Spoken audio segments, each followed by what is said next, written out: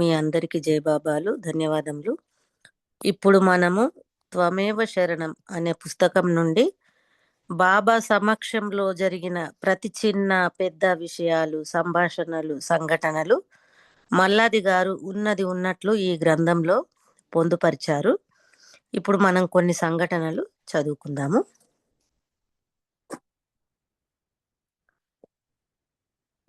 సుఖాసీనులు కండి అనే శీర్షిక. ఒక రోజున బాబా దర్శనానికై ఒక పల్లె నుండి కొంతమంది వచ్చారు. బాబా సన్నిధికి వారు వెళ్ళి బాబాకు ఎదురుగా క్రింద పరిచిన జంపకానాలో కూర్చున్నారు. వారిని బాబా కుశల ప్రశ్నలు అడిగారు. అందులో ఒకనికి కాళ్ళు నొప్పిగా ఉండడంతో తన కాళ్ళు ముందరకు చాపుకున్నారు. మరుక్షణంలోనే తన తప్పు తెలుసుకుని అయ్యో అనుకుని వెంటనే తన కాళ్ళు తన వైపు వెనక్కి ముడుచుకున్నాడు. అది చూసిన బాబా కాళ్ళు ఎందుకు ముడుచుకున్నావు అని ప్రశ్నించారు. పొరపాటు జరిగింది బాబా అంటూ కాళ్ళు నొప్పి పెడుతుంటే తమరున్న దిక్కుకు కాళ్ళు చాపినాను. వెంటనే నా తప్పు తెలుసుకుని మరల వెనక్కు ముడుచుకున్నాను అని వేడుకున్నాడు. అయితే బాబా ఏమన్నారు? నీవు ఇంకొక వైపునకు చాపుకో అన్నారు. బాబా చెప్పినట్లుగా చేశాడు అతను. మరల వెంటనే తనది తప్పయిందంటూ వెనక్కి తీసేసుకున్నాడు. ఇది చూసిన బాబా తిరిగి ఏమయ్యిందని అతన్ని ప్రశ్నించాడు. బాబా అటువైపు కూడా కూర్చున్నట్లుగా నాకు కనిపించింది అన్నాడు. అందువల్ల తన కాళ్ళు వెనక్కి తీసుకున్నానని చెప్పాడు. ఆపై 4 దిక్కుల ప్రయత్నించినా అతడు బాబాతో నేను అజ్ఞానిని, నీవు సర్వంతర్యామివి, నన్ను క్షమించు బాబా అన్నాడు. బాబా చిరునవ్వుతో మీరు సుఖంగా ఆసీనులు కండి, మీకు ఏ విధంగా సుఖంగా వీలుగా ఉంటే ఆ మాదిరిగా హాయిగా స్వేచ్ఛగా కూర్చోమని సలహా ఇచ్చారు. ఈ విషయం పలు బాబా సహవాసులకు హాజరయ్యే బాబా ప్రేమికులందరూ గమనించాలి. బాబా సర్వంతర్యామి అని తెలిపేందుకే ఈ సంఘటన. ఇంకొక చిన్న సంఘటన, ఇదే నా విధానం అనే శీర్షిక. 1949 ఫిబ్రవరి 12 శనివారం మెహరాబాదులో బాబా వారి 55వ జన్మదిన వేడుకలు జరుపుతున్నారు. బాబా ముందుగానే తన మండలి వారిని పెండు తదితరులతో రాబోయే రోజులు చాలా గడ్డు రోజులు, ఖర్చు అధికంగా ఉండొచ్చు, రేపు ఎలా ఉంటుందో తెలియదు కాబట్టి చాలా పొదుపుగా ఖర్చు చేయాలని హెచ్చరించారు. నాతో ఉండదలిచిన వారు ఇక్కడ ఉండండి, లేదంటే హాయిగా వెళ్ళిపోండి అన్నారు. ఆధ్యాత్మిక ప్రగతి కోసం కానీ భౌతిక వాంఛల కోసం కానీ మీరు నా నుండి ఏమీ ఆశించవద్దు అన్నారు. ఆకలితో అలమటించడానికైనా సిద్ధపడిన వాళ్ళే ఇక్కడ ఉండండి, లేని పక్షంలో దయచేయొచ్చని నిక్కచ్చిగా తాను చెప్పదలుచుకున్న 2 మాటల్ని బాబా చాలా స్పష్టంగా చెప్పారు. సుమారు ఓ గంటకు పైగా బాబా మండలి సభ్యులు తమలో తాము పొదుపు ఎలా పాటించాలి అనే విషయంపై విశేషంగా చర్చించుకున్నారు. ఆ రోజున నాసిక్ నుండి ఒక కొత్త వ్యక్తి బాబా దగ్గరకు వచ్చారు. అతను కూడా పొదుపు విషయమై బాబా చెప్పిన మాటలన్నీ విన్నాడు. ఆదరిమిలా బాబాతో ఆ వ్యక్తి ఏకాంతంగా కలిశాడు. తన బాధలేవో బాబా వారి ముందట వెళ్ళబోసుకున్నాడు. అవన్నీ ఆలకించిన అవతార పురుషుడు బాబా వారి కార్యదర్శి ఆది సీనియర్ను పిలిచి ఆ నాసిక్ నుండి వచ్చిన వానికి వెంటనే 500 రూపాయలు విరాళంగా ఇచ్చి పంపమన్నారు. ఈ మాటలు వింటున్న ఆది అవాక్కయ్యాడు. 1 రూపాయి ఖర్చు చేయడానికి వీలు లేదు అంటూ పొదుపు మంత్రం చెప్పిన బాబా ఏమిటి ఇలా 500 రూపాయలు విరాళం ఇవ్వమంటున్నారని సందేహంలో పడ్డారు అందరూ. తేరిపార చూస్తున్న ఆదితో ఇదంతా నీకు అర్థం కాదు, ఇదే నా విధానం అని బాబా అందరినీ చూసి నవ్వారు. అంటే బాబా గురించి అనుకోవద్దు, ప్రేమించడం ఒక్కటే అని చెప్పారు కదా. ఆయన లీలలు మనకు అర్థం కావనే సంఘటన ఇది. ఇంకొకటి go to hell. 1949 October 30. Meher Baba మెహరాజాదులో ఉన్నారు. ఆది సీనియర్, డాకే, డాక్టర్ దేశ్ముఖ్, బాలనాటు తదితరులంతా బాబాని కలిసేందుకు ఆ రోజు సాయంత్రం మెహరాజాద్కు వెళ్లారు. డెత్ అండ్ ఇమ్మోర్టాలిటీ అనే అంశంపై బాబా చెప్పిన సందేశాన్ని టైపు చేసేందుకు తనతో పాటు తీసుకెళ్లిన టైప్ రైటర్ని వాపసు ఇచ్చేందుకై డాకే మెహరాజాద్కు వచ్చాడు. డాకే టైప్ చేసిన సందేశాన్ని డాక్టర్ ఘనీకి ఇవ్వమన్నారు. ఘనీని దాన్ని చూడవద్దన్నారు. జాగ్రత్తగా భద్రపరచమన్నారు. ఒకవేళ చూస్తే మరణం తప్పదు అన్నారు బాబా. ఇంతలో బాబా వారందరినీ ఉద్దేశించి ఈ చిక్కుముడి విప్పండని సరియైన జవాబు ఇవ్వమన్నారు.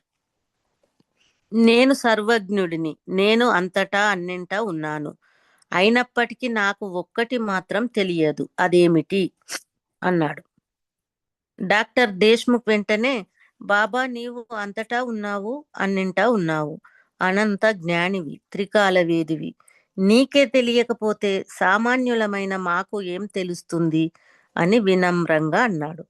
అందుకు బాబా ఏమన్నాడంటే, నేను లేనటువంటి స్థానం ఏమిటో నాకు తెలియడం లేదని అన్నారు. వెంటనే ఇక్బాల్ కవితను ఒకదాన్ని ఉటంకిస్తూ డాక్టర్ ఘని ఇలా అన్నారు. ఓ భగవంతుడా, నాకు నరకం అంటే భయమే లేదు. ఎందుకంటావా, నీవు అక్కడ కూడా ఉన్నావని నాకు చెప్పావు అన్నాడు. సరే, ఇక అందరము నిష్క్రమిద్దాము, బాబా సంజ్ఞ చేశారు. అయితే డాకేజీ మరేదో చెప్పబోయాడు. దాంతో బాబా డాకేజీని వారిస్తూ ఇక చాలు చాలన్నాడు. అంటే ఈ విషయాలన్నీ బాబా వద్ద రోజు జరిగిన విషయాలన్నట్టు. ఇంకొకటి వ్యాపారి దొంగ. ఇది మెహర్ బాబా స్వయంగా చెప్పిన కథాంశం. ఒక పట్టణంలో ఇది చాలా సార్లు మనం విన్నాం కూడా. ఒక పట్టణంలో బాగా పేరు ప్రఖ్యాతులున్న ఒక వజ్రాల వ్యాపారి ఉండేవాడు. దేశ విదేశాల్లో బాగా వ్యాపారం చేసిన అనుభవం అతనికి ఉంది. చాలా నిరాడంబరంగా ఉండేవాడు. పేరు ప్రఖ్యాతుల కోసం, ఆడంబరాల కోసం వెంపర్లాడేవాడు కాదు. ఒక సామాన్య వ్యాపారి మాదిరిగా ఆ రోజుల్లో ధనికులైన వ్యాపారులు ఒంటెల మీద ప్రయాణించేవారు. అలాగైతే దారి దోపిడీలకు అవకాశం ఎక్కువని ఇతను భావించేవాడు. అలాగే నిజాయితీగా, మోసం ఎరుగని రీతిలో వ్యాపారం చేసేవాడు ఆయన.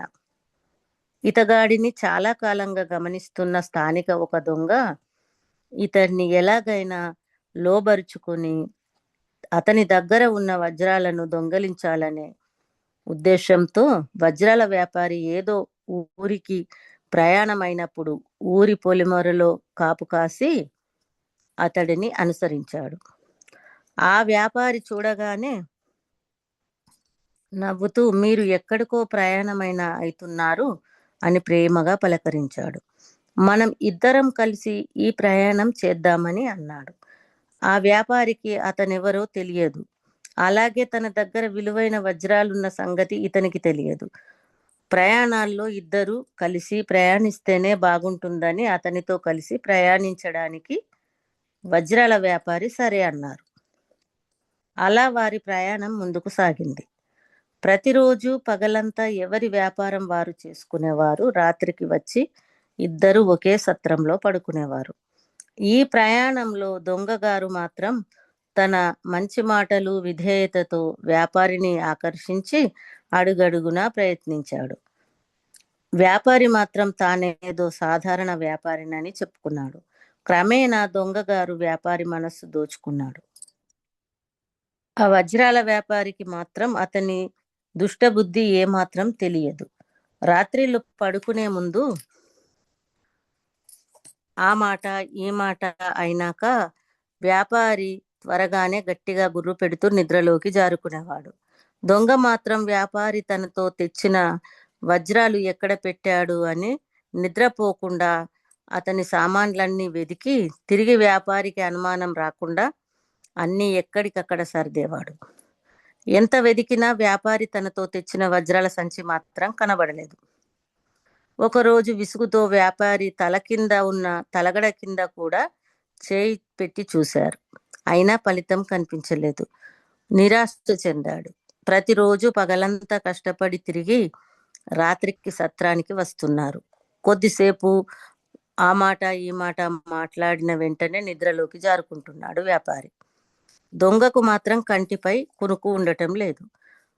రాత్రంతా ఎంతో బాధతో వ్యాపారికి చెందిన ప్రతి వస్తువును తడిమి చూస్తూనే రాత్రంతా గడిచిపోతుంది అతనికి. వజ్రాల వ్యాపారి తన వ్యాపారాన్ని ముగించుకొని తిరుగు ప్రయాణానికి సిద్ధమయ్యాడు. తనతో ఇన్ని రోజులుగా మంచి స్నేహితునుగా ఉన్న దొంగకు వజ్రాల వ్యాపారి కృతజ్ఞతలు తెలియజేశాడు. దొంగ మాత్రం ఎంతో చిరాకుగా ఉన్నాడు. అతని మనస్సు స్థిమితంగా లేదు. ఎన్నో రోజులు రాత్రిళ్ళు నిద్రలేని కారణంగా బహు చికాకుగా ఉన్నాడు. వ్యాపారి మాత్రం మంచి హుషారుగా ఉన్నాడు. తాను ఇక వెళ్తున్నానని సెలవు ఇప్పించమని వ్యాపారి అనగానే దొంగ తన ఆవేశాన్ని అదుపు చేసుకోలేక వ్యాపారి కాళ్ళపై పడి క్షమించమని వేడుకున్నాడు. ఈ రోజు నుంచి నేను మీ శిష్యుడనని అన్నాడు. నేనెవరో తెలుసా అని అంటే మీరు నాతో ప్రయాణించిన మంచి స్నేహితుడని వ్యాపారి చెప్పాడు. నిజమే, నేను మీతో ప్రయాణించిన స్నేహితుడినే. అయితే నాలో ఒక దుర్బుద్ధి ఉంది. మీరు ఒక గొప్ప వజ్రాల వ్యాపారి. మీ దగ్గర ఉన్న వజ్రాలను దొంగిలించాలనే ఆలోచనతోనే మీతో స్నేహం చేశాను. నేను ఈ దేశంలోనే పేరు పొందిన గజ దొంగను. తన నిజస్వరూపం వ్యాపారి ముందు ఉంచాడు. ఇవేవి మీకు తెలియవన్నాడు. అయినప్పటికీ నేటి నుంచి నేను మీ శిష్యుడిని అన్నాడు. ఇదంతా వింటున్న వ్యాపారికి ఏమీ అర్థం కాక ఏమి చెప్పదలుచుకున్నావు అని సూటిగా ప్రశ్నించాడు. ఉన్న పలంగా ఏమిటి నీలో ఈ మార్పు అని ప్రశ్నించాడు. దాంతో దొంగ తన మనస్సు విప్పి చెప్పాడు. మనిద్దరం గత 3 నెలలుగా కలిసి ఉంటున్నాం. రోజు పగలు మీ వ్యాపారానికి వెడితే నేను నా దోవన ప్రజల్ని మభ్యపెట్టి నా సంపాదన నేను చేసుకున్నాను. రాత్రయ్యాక మీరు గుర్రు పెట్టి మంచి నిద్రలో ఉంటే నేనేమో నిద్రపోకుండా మీతో తెచ్చిన ఆ వజ్రాల సంచి దొరకపుచ్చుకొని ఉడాయించాలని ఎంతగానో ప్రయత్నించాను. ఎంత వెదికినా వజ్రాల సంచి జాడ తెలియరాలేదు. నేను పేరు మోసిన ఘరానా దొంగను. అయినా కూడా నేను మీ ముందు ఓడిపోయాను. నా ఓటమిని అంగీకరిస్తున్నాను అన్నాడు. ఈ వేళ నుండి మీరే నాకు గురుతుల్యులు అన్నాడు. నేను మీకు సర్వార్పణ అవుతున్నాను అన్నాడు. అయితే ఒక చిన్న విన్నపం. మీరు ఆ వజ్రాల సంచిని ఎక్కడ దాచారో దాని రహస్యం చెప్పమని ప్రాధేయపడ్డాడు. వ్యాపారి గట్టిగా నవ్వాడు. ఇప్పుడు ఆ రహస్యం చెప్పడం వల్ల ఏం లాభం అని వ్యాపారి ప్రశ్నించాడు. లాభం ఉంది, దయచేసి చెప్పండి. మీకెలాంటి అన్యాయం చేయనని వాగ్దానం చేస్తున్నాను అన్నారు ఆ దొంగ. గత 3 నెలలుగా మీకు అన్యాయం చేయాలని ప్రయత్నించిన మాట నిజమే, కానీ ఇకపై మీకు ఎలాంటి అపకారం చేయను. నన్ను నమ్ము అని ఆ దొంగ అన్నాడు. ఆ రహస్యం ఏదో త్వరగా చెప్పమని బ్రతిమిలాడాడు. అయితే వినమని వ్యాపారి ఇలా అన్నాడు. నీవు ప్రతిరోజు నాకు సంబంధించిన ప్రతి వస్తువును వెదికాను అంటున్నావు. కానీ నీతో తెచ్చిన నీ సంచిని మాత్రం నీవు ఏ ఒక్కరోజు వెతకలేదు. నేను ప్రతిరోజు సాయంత్రం సత్రానికి వచ్చాక పడుకోబోయే ముందు నాతో ఉన్న ఆ వజ్రాల సంచిని మీ సామాన్లలో భద్రంగా ఉంచాను. నీవు దుర్బుద్ధితో వజ్రాల సంచిని దొంగలించాలన్నా నీవు నీ సామాన్లను వెదుక్కోవనే ఉద్దేశంతో నేను అలా చేశానని ఆ వ్యాపారి అన్నాడు. ఇలా మెహర్ బాబా ఈ కథ చెప్పి, నేను అవతారమూర్తిని, అందరి హృదయాలలో ఉన్నాను. అయినప్పటికీ మీరేమో పరిపరి విధాలా పరిభ్రమిస్తున్నారని బాబా తన ప్రేమికులను హెచ్చరించారు. జై మెహర్ బాబా. జై బాబా. జై బాబా అమ్మ. జై ప్రమేయం బాబా. సరళి నుంచి చక్కనైనటువంటి జై బాబా. ఎపిసోడ్స్ మాకు వినిపించారు. మీకు హృదయపూర్వక జై బాబాలు.